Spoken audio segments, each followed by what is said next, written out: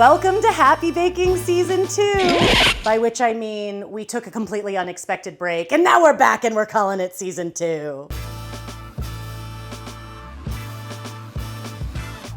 Hello and welcome to this episode of Happy Baking. Every time I ask you happy bakers out there what you want to learn more about, the answer is almost always bread. So in this episode, I want to teach you how to make a delicious bread that is absolutely perfect for fall baking season, my whole wheat apple bread. And this episode is brought to you by my friends at Cosmic Crisp, growers of my absolute favorite baking apple. In this loaf, the apples actually provide moisture, texture, and incredible flavor to a killer crusty loaf that is very easy to make at home. I'll teach you a bit about preferments, how to mix bread dough, and guide you through properly rising and baking a perfect loaf. I love this bread fresh from the oven, slathered with some butter, but it also makes really good toast, especially with a little smear of apple butter on top. But my favorite way to eat it is as a grilled cheese sandwich. So maybe later I'll show you that too. It's gonna be such a yummy episode and I can't wait. So let's get baking.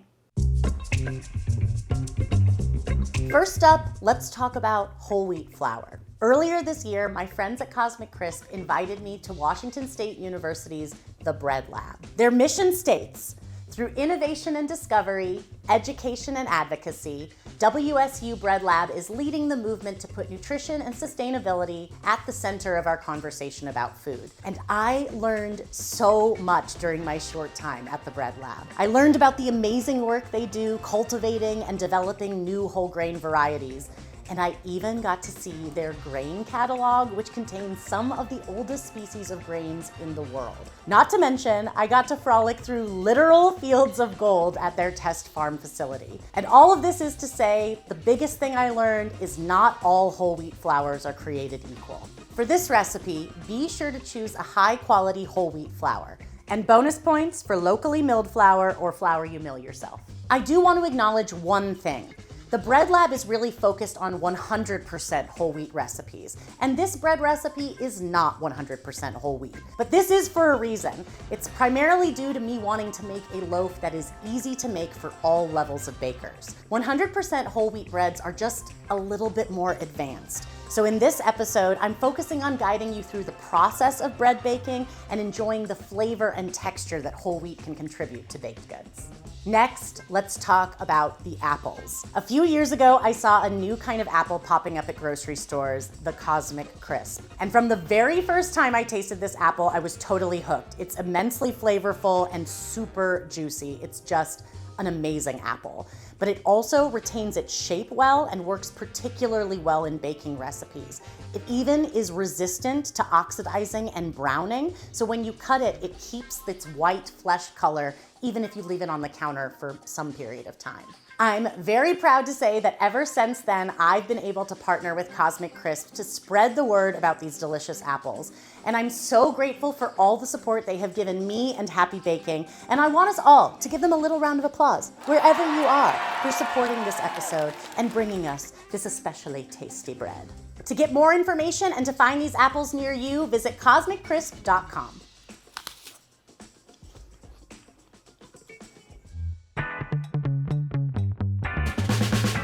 The pandemic encouraged so many people to bake things they'd never made before, one of the most popular, of course, being sourdough. And sourdough has become one of the most familiar varieties of something that's known as a preferment used in bread baking recipes. Preferments are mixed ahead of mixing the final dough, and they're given their own fermentation time before ultimately being mixed into the final dough. Preferments help to improve the structure and texture of bread doughs.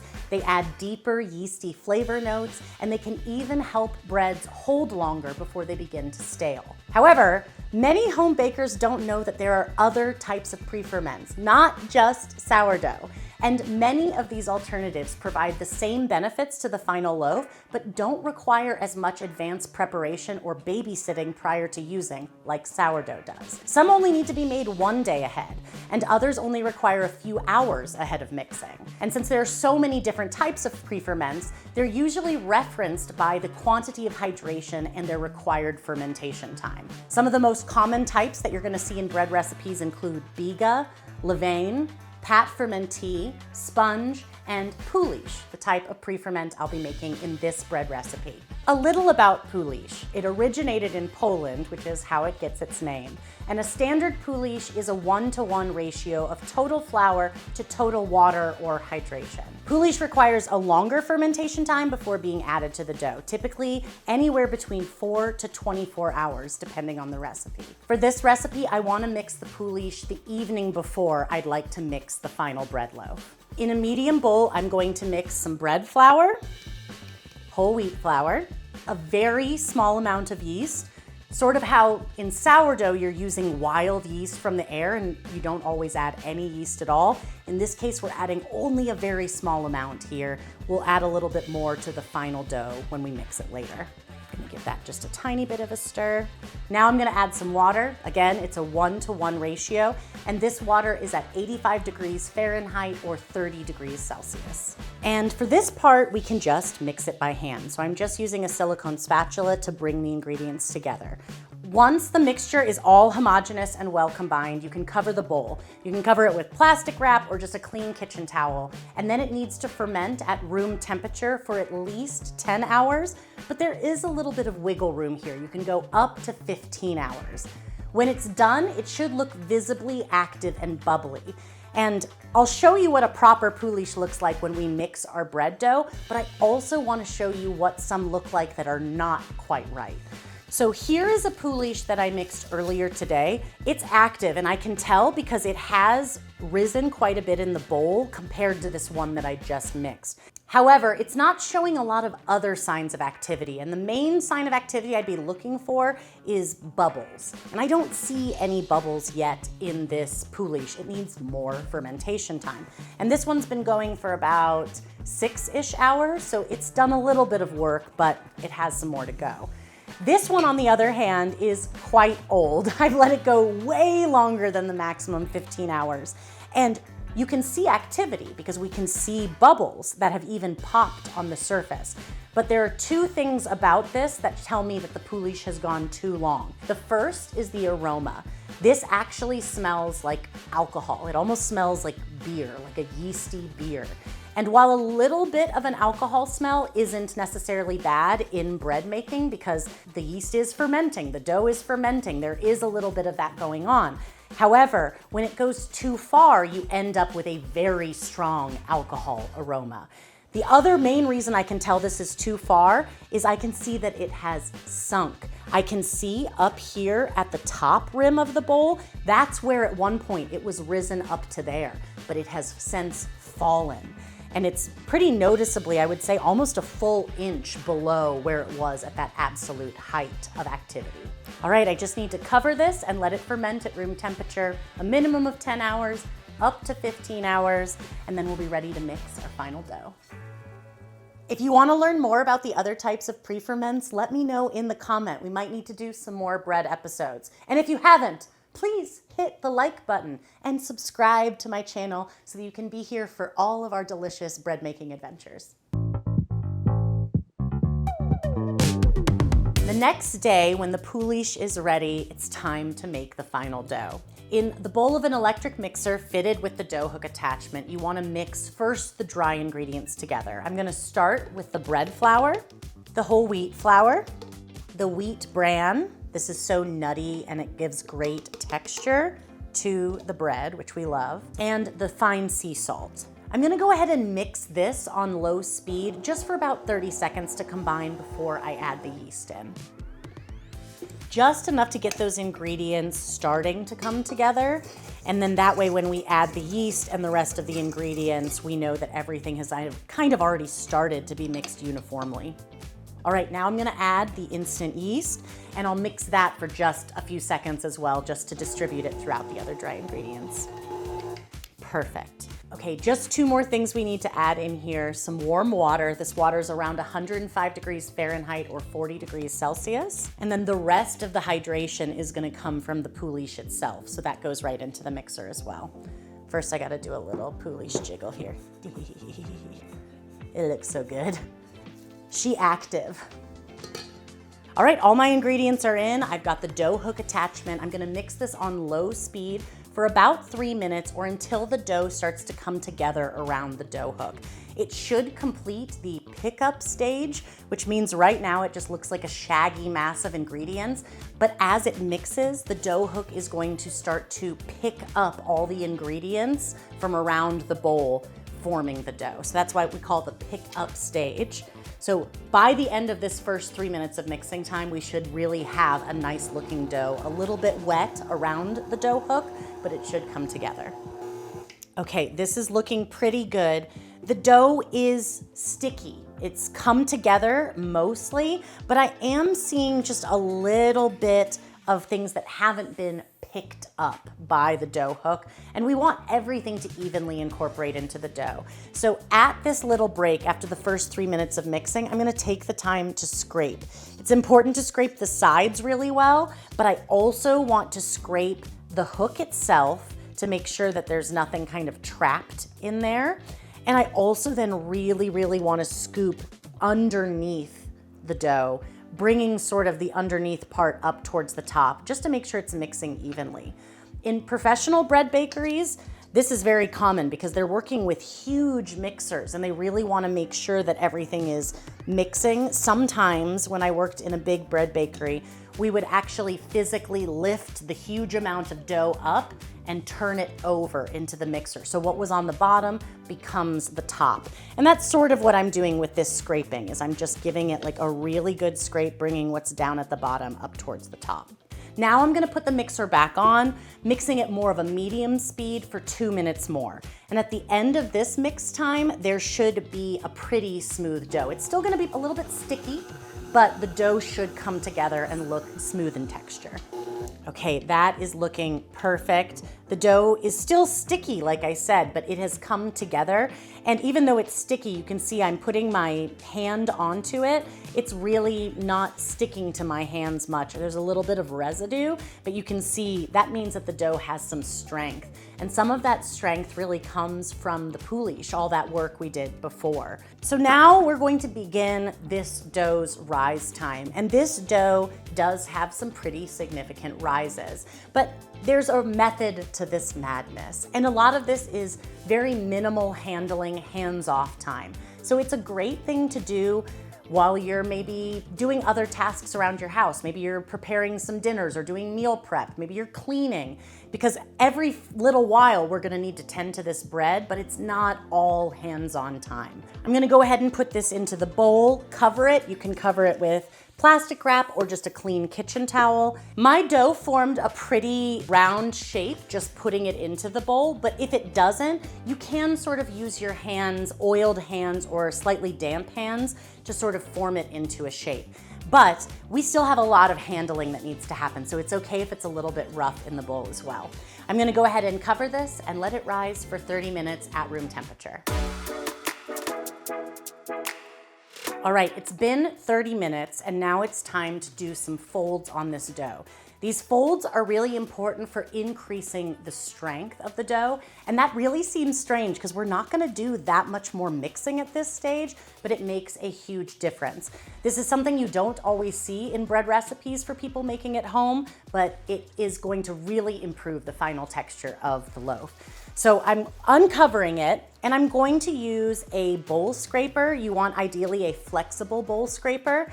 If you don't have one of these, just find the largest silicone spatula that you can find. We want some surface area for when we go to perform these folds. So basically I'm gonna start by dipping the bowl scraper in. I wanna get all the way down to the bottom. I'm gonna use the kind of scooping motion to bring that dough from the bottom up and fold it over onto itself. And then I'm gonna repeat this process 6 times. So I'm gonna start by kind of hugging the bowl and I'm scooping underneath, bringing the dough up and folding it over. I'll just keep doing this until I've completed it 6 times. And the goal is in the 6 times that you'll kind of work around the bowl and it should end up in kind of a round shape again by the time you're done. Now we're ready for kind of the next part of the fermentation process. I'll cover the bowl again and let it ferment once more at room temperature for 45 minutes.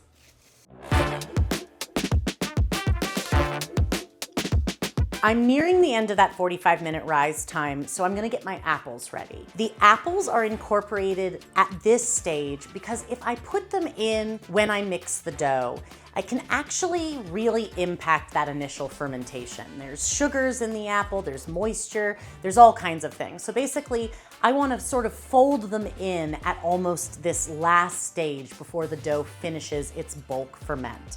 So first I'm gonna peel the apple. I wanna peel the apples. Normally I'm a big fan of keeping the peels on, but in a bread like this, they actually can become kind of tough and a noticeable texture that I don't really love after baking. And then I wanna chop the apples pretty finely. I'm gonna give them a pretty fine dice. And the reason I do that is you just want to think about how the apples are going to be in the final slice. We don't want it to create something difficult to slice through. We don't want giant pockets of apple that aren't, doughy and bready. We really want to be able to enjoy it and easily cut through it, easily eat it. So I'm just going to aim for pretty small pieces. I'll start by thinly slicing the apples. And then I'm gonna group my slices together into little sections and cut them in half. And then once I've cut them in half, I can just go down and I've got little nice bite-sized little pieces of apple, which are gonna be just perfect for mixing into our bread dough. I've got all my apples, they're ready to go. Now we can fold them into the dough. And I'm basically gonna use the same folding motion that I used before, but I'm gonna start by scattering some of the apples over the surface. I'll fold to kind of incorporate them. I'll scatter some more, and I'll just keep doing this really as many times as I need to ensure that they're incorporated, but we don't wanna mix too much. So the goal is still to get it done as quickly and efficiently as possible. But if you don't mix them in well or incorporate them in well, you're gonna end up with a bunch of apples all in one place instead of having them nice scattered throughout the dough. So now we can get ready for the final round of bulk fermentation. I'm gonna cover this and let it rise at room temperature for the final round of bulk fermentation. It's gonna take anywhere between 2 hours and 2 hours and 30 minutes. It'll take less time in a warmer environment and a little more time in a cooler one. The first piece of equipment I want to talk about is this, a proofing basket. These baskets come in different sizes and loaf shapes, and they typically come with a fabric liner, but it is possible to use these baskets with or without the liner. The liners are also sold separately, and it's possible to use those along with a bowl to make your own proof basket alternative at home. Because the covers are elastic, they also make a great option for covering bowls of dough while they're rising. And they're reusable, so they're really a lovely thing to have in your kitchen. But the baskets themselves are not terribly expensive, and they can make a huge difference in some bread recipes. The way that they're used is that the loaf, once it's shaped, rises upside down in the basket. And the basket supports the loaf and helps it retain its shape, encouraging it to rise vertically instead of expanding outwards as it rises. This is especially helpful for higher hydration crusty loaves like our whole wheat apple bread. Just one more thing I want to talk about is this, a lame. A lame is a sharp razor blade that is somehow attached to some sort of handle, and it is used to score bread. Scoring is an important step in many kinds of bread recipes. It creates a designated spot that allows gases to release from the inside of the loaf during the early stages of baking. This early stage includes something that is known as oven spring, or the rapid expansion of a loaf at the very beginning of bake time. This is caused by a surge of yeast activity as the loaf enters a hotter environment. And at the same time, the water in the loaf turns to steam. The combination causes the loaf to rise dramatically. The gases and moisture that build up can sort of escape from the scoring spot, helping the loaf to maintain its shape. Without scoring, the gases and steam might just choose their own spot to escape, which can lead to a misshapen loaf. When scoring is utilized successfully, it can help the loaf reach its maximum height and maintain a uniform shape. It can even ensure that the inner crumb structure of the loaf is as perfect as possible. And in addition to having a practical purpose, it's of course an opportunity to make a visual impact too. If you enter the right artisan bakery or even corner of the internet, you're likely to see incredibly artistic, impressive scoring. And it's a really fun opportunity to get creative, though it's also okay to keep it simple. This is a rustic loaf. Real talk. Nothing is going to score as well or as cleanly as a lame, though it is possible to use some other tools in your kitchen, like a sharp serrated knife or even scissors to make some marks in the surface. These will still serve as weak points in the loaf and will help encourage it to rise properly. Okay, my bread has risen. It's looking really, really good. And you can tell when I first put it into the bowl, it was about halfway filling the bowl. And now it has risen almost all the way up to the top edge of the bowl. So again, it's visibly doubled in size. And also, this is a high hydration dough. So when it has a lot of yeast activity, fermentation activity, it's going to have this beautiful little jiggle when we shake it. So we can really see that it's nice and active. That means it's ready to be shaped. And I think shaping is a part of the bread making process that really scares people. And the proofing basket that we're gonna use actually really helps in that process. And remember, if you don't have one, you can kind of make one using a bowl and some kind of liner. And it really helps that even if your shaping isn't perfect, it's gonna help it retain a really nice round loaf shape. The first thing I wanna do is I wanna lightly flour my work surface because this is a really highly hydrated dough. We wanna make sure it doesn't stick too much as we're working with it. I'm just gonna start by turning the dough out onto my floured surface. And because it's so highly hydrated, it sort of falls right on out. First up, if the loaf isn't in sort of a round shape, you just wanna use your fingertips to kind of start with it in a roughly round shape. Another thing I want to remind you is that while it's tempting to use flour to prevent the dough from sticking to your hands, the work surface, if you use too much flour, it can actually really be a hindrance in dough shaping. So use as much as you need to prevent it from sticking, but just be conscious of that because if we end up with too much, it can actually make the dough not hold that nice round shape as well. And you'll see what I'm talking about in a moment. First, I want to sort of take my hand scooping under the dough and I'm gonna lift and stretch it out, kind of folding it over onto itself. This is very similar to the folding technique we did in the bowl. It's just this time I'm using my hands. That said, if you're really struggling with it sticking to your hands, you could use your bowl scraper again too to help with this initial part of shaping. I just happen to love the way my hands feel in dough. This is like my favorite part of the bread making process, so I'm not gonna use any utensils, but you definitely can. I'm gonna keep doing this all the way around, lifting at the edges and folding over. And you can see what this is doing is it's partially deflating the dough. That's one of the actions we wanna do in this early stage of shaping. And it's also getting it into a slightly tighter, roughly round shape. Not perfect, but roughly round.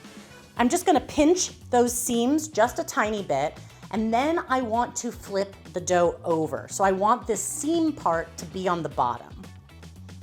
This doesn't need to be perfect. We're not done shaping yet, so don't put too much stress into it. Just scoop it up, flip it over. Now we're gonna begin the real shaping process. And what we're going to do is we're kind of using the sides or the edges of our hands to lightly round the loaf to form this circular shape. As I do this, it's going to sort of make the surface of the dough a little more taut and tight. This is what's going to give us that really nice round shape. And then as it rises, that shape will soften a little bit as there's more fermentation activity. So again, I'm kind of using this part of my hand and I'm gonna use it in this rounding motion. I'm gonna scoop and I'm gonna keep using those sides of my hands to round the dough. You don't wanna do this too much to the point that you've made the loaf too tight on the surface. We just wanna do it enough that we get a nice, smooth shape. You will see there's just a couple pieces where apples are like sticking out. If that happens, typically at this point, I would remove those, only because those are likely to burn on the exterior of the loaf, and they can also get in the way of scoring a little bit. But do you have to do it? Absolutely not. You can leave them in. You could even take those little pieces that are visible and kind of put them underneath somewhere where they're less likely to burn. This loaf is looking beautiful. It's nice and shaped, so I just need to get it into the proofing basket. And there's a couple of things I want to do to prepare the proofing basket.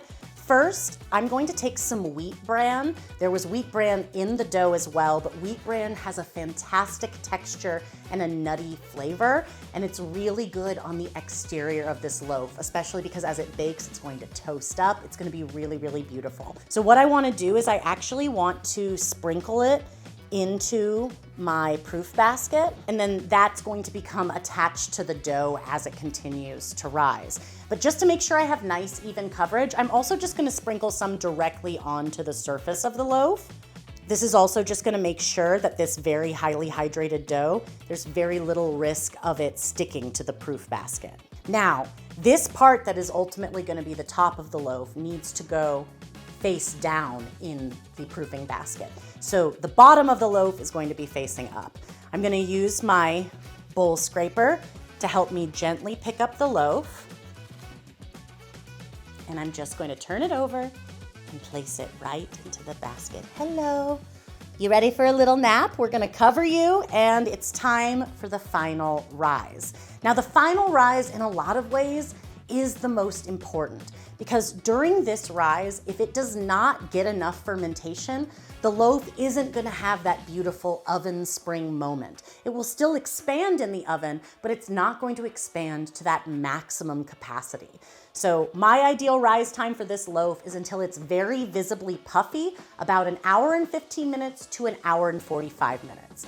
And once again, it'll take less time in a warmer environment and more time in a cooler one. In addition to being visibly puffy and having a little bit of that shake, it's also going to fill the proofing basket just a little bit more, and that's one of the ways you'll know it's done.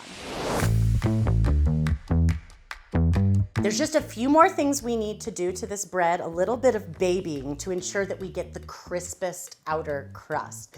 We're gonna bake it in the style of a Dutch oven loaf. This is a great technique to kind of mimic some of the things that a really good bread oven at a bakery can do, because we can have really, really intense heat. So towards the end of rise time, place an oven rack in the center of your oven and place a lidded Dutch oven. Mine is about 5.2 liters or 5.5 quarts. You want to put it in the oven and then preheat the oven to 450 degrees Fahrenheit or 230 degrees Celsius with the Dutch oven inside. Once your oven is preheated, your loaf is beautifully risen and the Dutch oven is getting hot, I can uncover my loaf. Look at her. She is beautiful. She's risen slightly above the top of the proofing basket. And then look, once again, we have this incredible jiggle that just shows beautiful fermentation activity. To make this a little bit easier to put into the Dutch oven, since that Dutch oven is hot, we're gonna put it onto a piece of parchment paper. That's gonna help us kind of almost serve like handles to slide it into that hot pot. So first I'm going to gently turn it over. It won't be so gently actually. I've got my loaf ready. I just need to score it, and then I need to grab the Dutch oven out of the oven. I'll put it right here on the cooling rack for a transfer.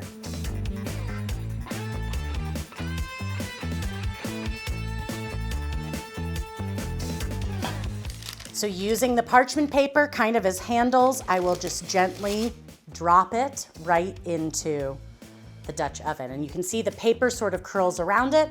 That's great. I immediately want to put the lid on, trap as much of that retained heat in there as possible, and it's gonna go back into the oven. I'm gonna bake it for 25 minutes with the lid on, then remove the lid and continue to bake it until it's deeply golden brown, 22 to 26 minutes more.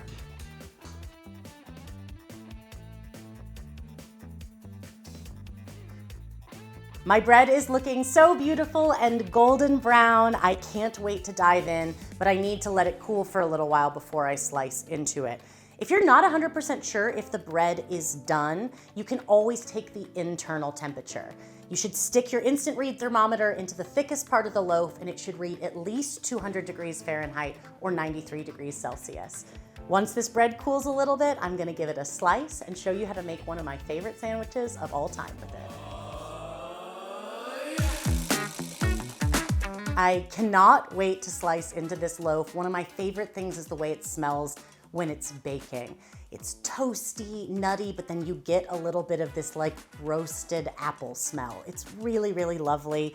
But now the bread has cooled completely. And that is an important step in the process. As much as we all love warm bread, if you cut into it when it's too hot, it will actually not have the full, beautiful crumb structure. It'll be kind of gummy in the center. So at least let it cool for about 10 to 15 minutes before you cut in to help some of that steam kind of escape and the bread to cool down. Let's go ahead and cut in. You're gonna see some of the wheat bran is gonna come off as I slice because I have a good amount on there, but a lot is gonna stay attached to the loaf. One of my favorite parts of the entire loaf of bread is the heel, the end piece, because you get the most crust, so I'm gonna go ahead and give a taste. That's the pleasure of being the baker, is you get to give yourself the best slice.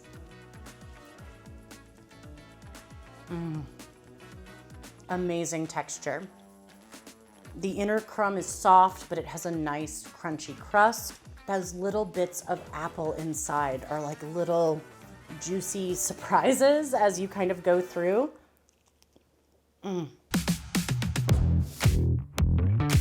Let's talk about my favorite grilled cheese of all time, which is inspired by one of the best grilled cheeses of my youth, which is made at Wheatfield's Bakery in my hometown of Lawrence, Kansas. Back then, their menu described a grilled cheese with 3 thinner slices of crusty bread and a choice of 3 cheeses from a list of many options. But I picked the same combo every single time, and I still think it holds up to my grown-up taste. It's a perfect blend of salty, melty, and creamy. So I like a combination of white cheddar cheese, fresh mozzarella for a little bit of meltiness and goo, and some aged provolone. It is so good all together, and I maintain the 3-slice structure. Because you don't want a super mondo sandwich, you do want to make sure you're cognizant of how thickly you slice the bread.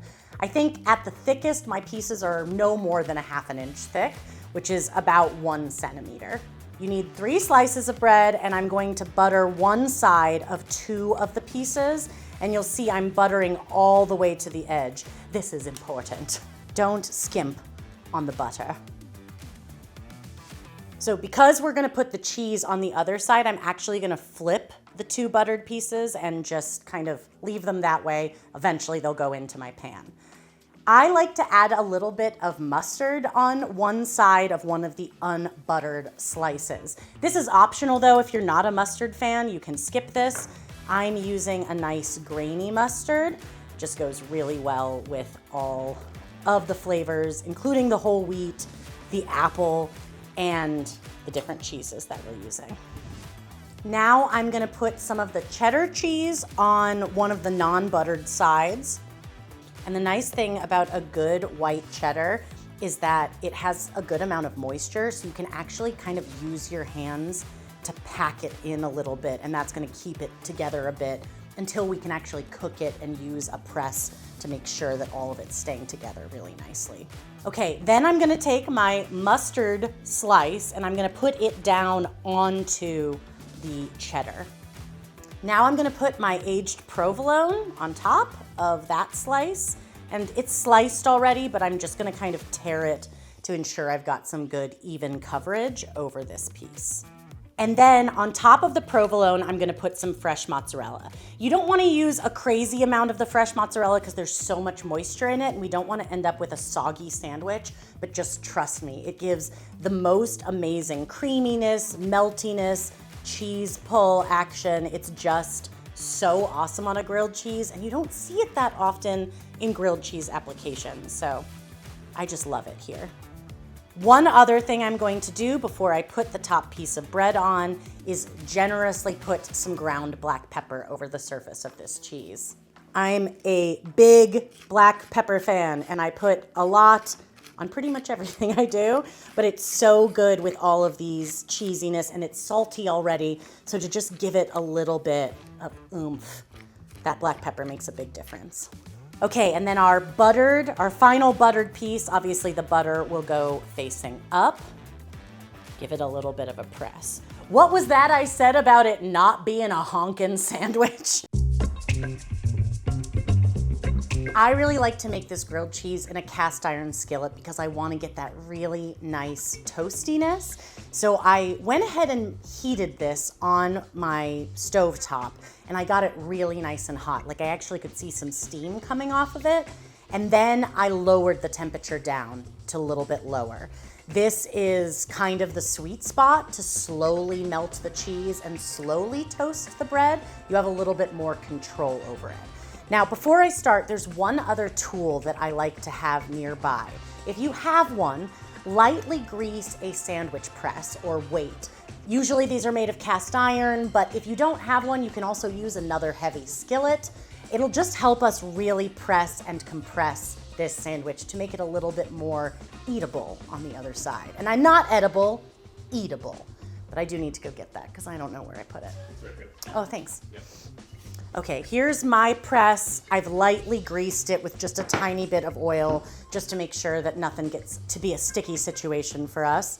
And I have my favorite tool for grilled cheese sandwiches, which is a fish spatula, is what these are usually called, but it's just a really nice, flexible, but also wide spatula. It's great for flipping things in general. So I'll go ahead and place my sandwich into the pan. Okay, I can hear a little bit of a sizzle, so I'm gonna go ahead and put the sandwich press on it and really press down firmly. I'm gonna keep cooking this over low heat until the cheese begins to visibly melt, especially on that bottom piece of bread, and then I'll remove the weight and gently flip the sandwich.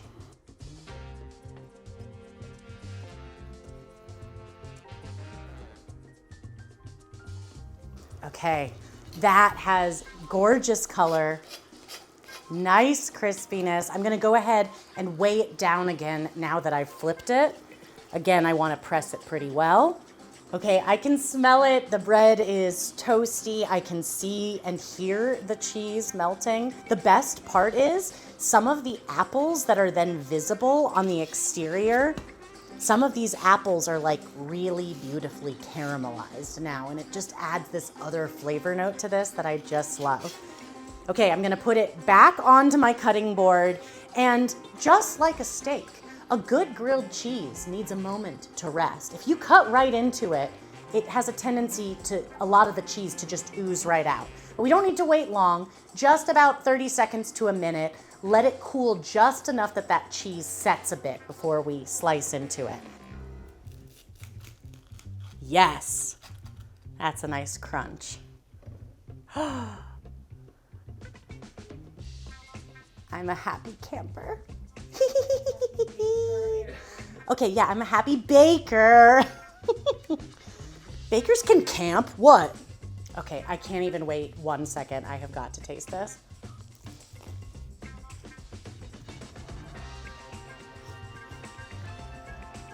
It is so good.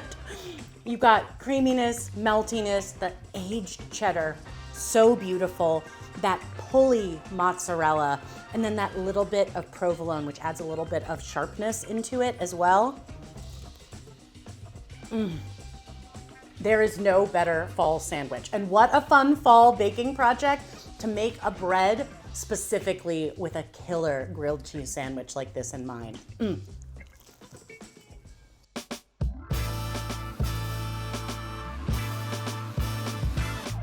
I love this bread so much, and I hope this episode gives you the confidence to give it a try at home. Thank you so much for joining me for this episode of Happy Baking, and a huge thank you to my friends at Cosmic Crisp for making this episode possible. The recipe for my whole wheat apple bread and my favorite grilled cheese are linked in the video description below, or you can find them on my website, erinjeannemcdowell.com. If this recipe inspires you to bake, please tag me on social media. I love to see what you're making in your kitchens. You can find me at emcdowell on Instagram, or at Erin Jeanne McDowell on TikTok, and Erin Jeanne McDowell on Facebook. Until next time, wishing you lots of happy bread baking.